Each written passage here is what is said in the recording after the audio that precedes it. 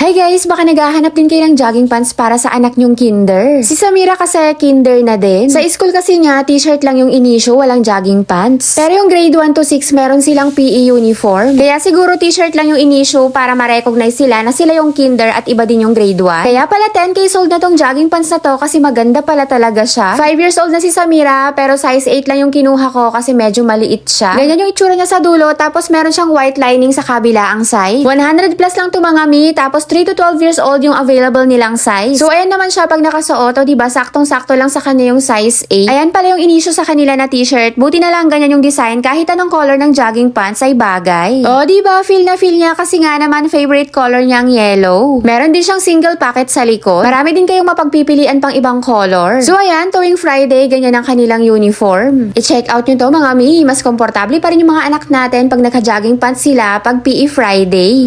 Nasa comment section ang link or sa Yellow Basket.